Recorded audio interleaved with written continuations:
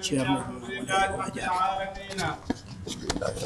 alhamdulillahi rabbil alamin yetta Allah eno Allah moƴƴirani en ni ko moƴƴani en e muɗum ko ko moƴƴani en e mum ko moƴƴani en e mum ko eɗen jettamo hen no mbawirɗen yettirde eɗen jettamo no andi o foti yettirede tawa enen en mbawa yettirde noon alhamdulillahi rabbil alamin ɗum ɗo ko moƴƴangol Allah ceerno men Seydi Hadji Mouhamed Saïd radiyallahu ta'ala anhu ko ɗo o jooɗotono o jogo deftere nde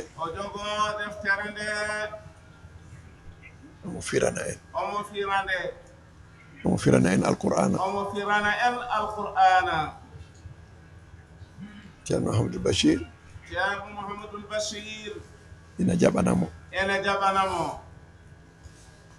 alhamdulillahi rabbil alamin o woni e ɗum kala ñalawma e nder koorka omo firana en alqur'ana no gowɗen nanirde ni omo jogui kadi firo makko wongo ngon firo firirta hono noon so wona waaɓe hono noon no firo konnguɗi ina woodi kono firo wongo ina woodi ngon jotodiri tan koye ɓerɗe kamɓe noon nde wonno Allah ina walli ɓe gueɗe ɗiɗi ɗe fof ina e maɓɓe ɓe pirana en no gowɗen nanirde ni ɓe pirana en hen sahaji no en go wani nanirde alhamdulillahi rabbil alamin ha o watti ɗum e juuɗe ceerno Mouhamadoul Bachir lomtimo e firande en nde ceerno Mouhamadoul Bachir Thiam lomtimo e firande en nde en goni e jaɓandemo ceerno Ibnu Oumar en goni e jaɓandemo min goniri noon ha dumunna min batti jaɓande ɓe ceerno Abdoul Hayy woni e jaɓande men hayti ñalawma hande o ceerno Mouhamadoul Bachir foftini men hen ceerno Ahmad Tidiane ceerno Ibrahima Diallo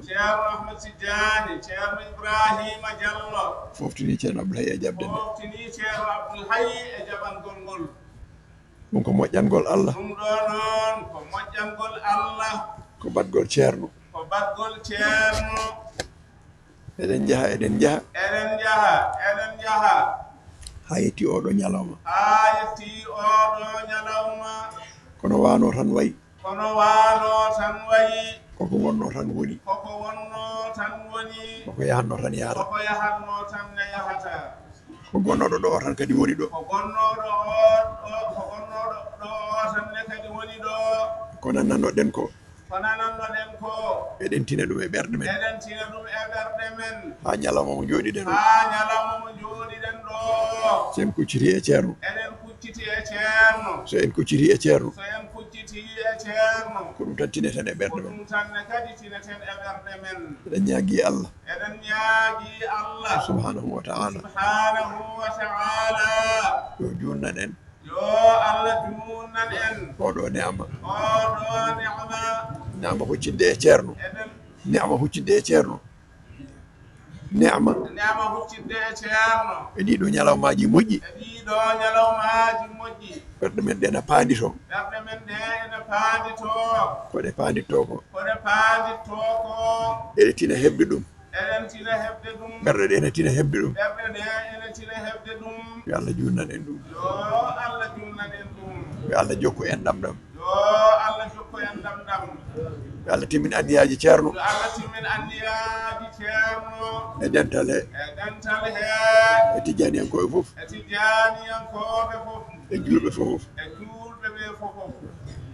enen ñaagui ceerno yaafuya eɗen ñaagui ceerno yaafuya ñalawma fof eɗen poti yafnade ñalawma fof eɗen poti yafnade saka noon e ñalawmaji baɗi ni saka noon ñalawmaji baɗi ɗi ceerno meɗen jafnoma ceerno miɗen jafnoma minen de komin ustare tan minen de komin ustare tan minen de komin bakkatuji tan minen de komin bakkatuji tan kono alhamdulillahi rabbil alamina alhamdulillahi rabbil alamina yidde amen e ma yidde amen e ma fimde amen e ma fimde amen e ma hoolare amen e ma hoolare amen e ma caggal Allah ene laaɗo mum caggal Allah ene laaɗo mum sallallahu alaihi wasallam sallallahu alayhi wa sallama caggal Cheikh Ahmad Tidiane caggal Cheikhana Ahmad Tidiane radiyallahu ta'ala anhu caggal ceerno e seeremɓe mum caggal ceerno e seeremɓe mum nden yidde nden yidde nden yidde e nden fimde e nden fimde e nden hoolare e nden hoolare minen fof dey minen fof de e hewde bakkatuji e hewde bakkatuji e hewde ustare e hewde ustare ɗum kam ñande fof ne ɓeydo e amen kam ñande fof ina ɓeydo e amen alhamdulillahi rabbil alamin alhamdulillahi rabbil alamina ɗum kam ñande fof ina ɓeydo e amen alhamdulillahi rabbil alamin onon ne ñande fof Allah ne ɓeydo onon ne ñande fof Allah ina ɓeydo neɗɗo noon ko fimde mum tan e gandal mum pamɗugal ay fimde ma nde e gandal ma pamɗugal ngal ko ɗon woni laawol ma wala aɗa rewa aɗa hucci e Allah minen fimde amen e moɗon ndewanno ko Allah ndewanno ko Allah ndewanno ko nelaɗo Allah sallallahu alaihi wa sallam ndewanno ko Cheikhna Ahmad Tidiane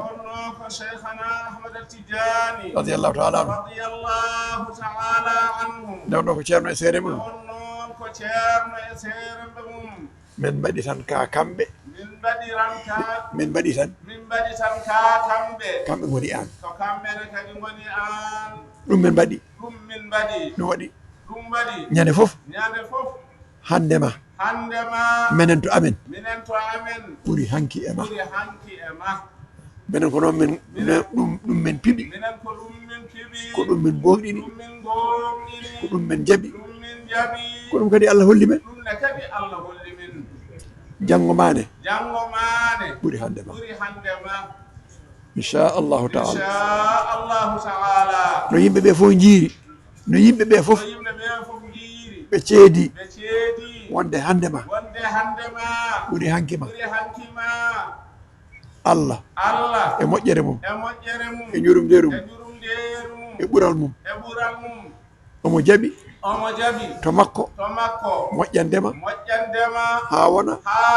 janngo ma ɓurata hande ma min calminima min jafnima ko suuɗi hen e ko feeñi amen gandi amen keƴaɗo maɗo min majjani koye amen de amen gandi ko woni e amen min gandi ko woni e amen min majjaka ɗum kono kadi noon min majjaka no mbaɗa ko Allah rokkuma e yaajede e muñal ko Allah rokkuma e yaajede e muñal ɗum ne kadi emin gandi ɗum ɗum waɗi ɗum waɗi jorto amen no mawni jorto amen ina mawni somin miijima ustare amen nde somin miijima ustare amen nde e bakkatuji amen e ɗi bakkatuji amen ɗi ko goonga ene jogii komin kula ene jogii kominen kula kono somin ƴeewima kono somin ƴeewima eɗo gonɗa an ɗo eɗo gonɗa an ɗo e moƴƴere ma e moƴƴere ma e deeƴere ma e yaɓɓude koyɗe ceerno e felo muɗum Allah rokkuma heen dañde no dañirɗa ni moftuɗa men coomɗa men ema woni koye nder ma men goni amen mbayno amen nomen mbayni ga amen ga aɗa waɗi men no mbaɗa ni tomato ɗum ko yeccere Allah ko yeccere Allah ko ɗum woni arsike ma fof an timmuɗo o minen ɓe timmani ɓe ɗum ɓuri wonde arsike amen allahumma salli ala sayyidina muhammadin wa sallim alhamdulillahi rabbil alamin enen fofof ko ɗum tan wodani en hen yettode wodani Allah enen fof nehadaɗo ceerno wiwa ala kulli halin enen fof wodani en tan ko yettude Allah e nelaɗo mum sallallahu alayhi wa sallama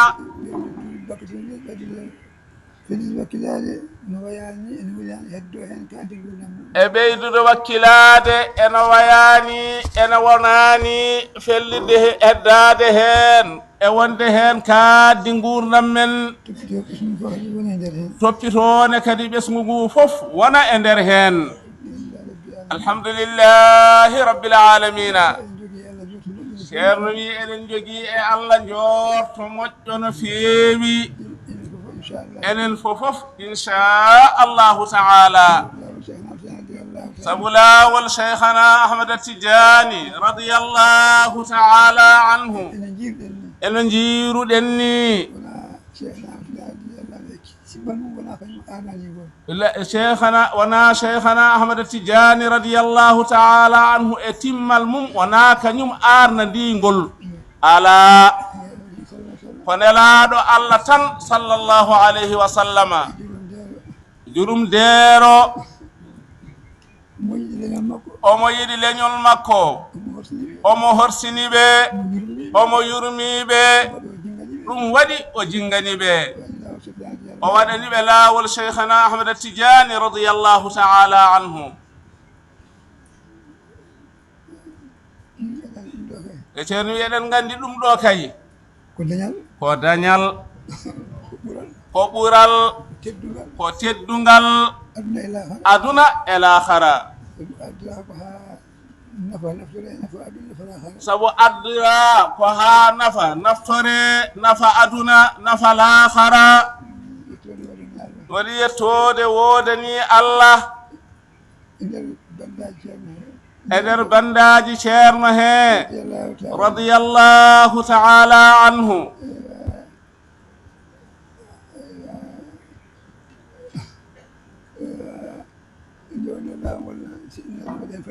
nde wonno laawol ngol nelaɗo Allah sallallahu alayhi wa sallam ne waɗi hen fayduji ɗiɗi faydu garwanijo o fiyenji e cheikhana ahmad atijani radiyallahu taala anhu faydu goɗɗo one ko ma feeñoy wattande zamanu nde wonno yimɓe kamen ɗo mumen ɗo kamɓe koɓe ɓooyi hen seeɗa fof kamɓe jogoto sifa e sifa maɓɓe ɗum nde wonno ko sifa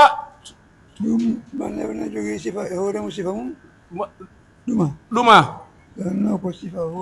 nde wonno ko sifa hoore mum to mum ko kañum arata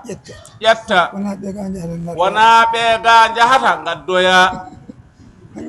ko kañum arata ƴetta wona ɓe ga jahata dartoya so on sa'a yonti ɗum kadi ara Allah noon hawdini en e hawdidinede hawdude e ɗum Allah hoddiri hawdini en e hawdidinede hawdude e ɗum alhamdulillahi rabbil alamina bande ceerno o ceerno ena haali ɗum ha laaɓi o wi beele en teskaki ɗum aha kay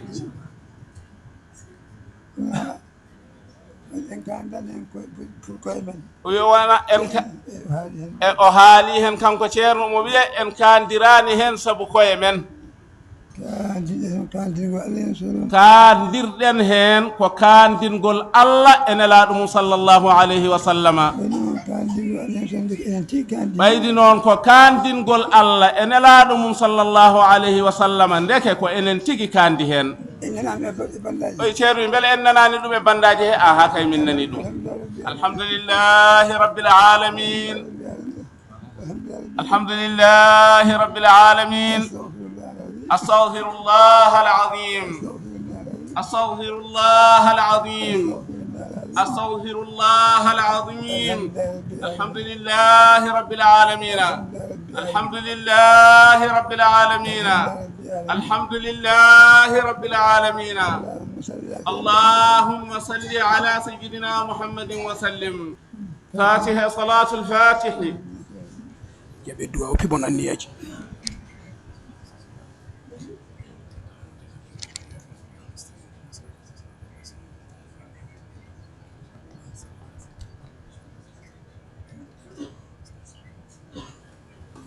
آمين يا الله جاب دعاء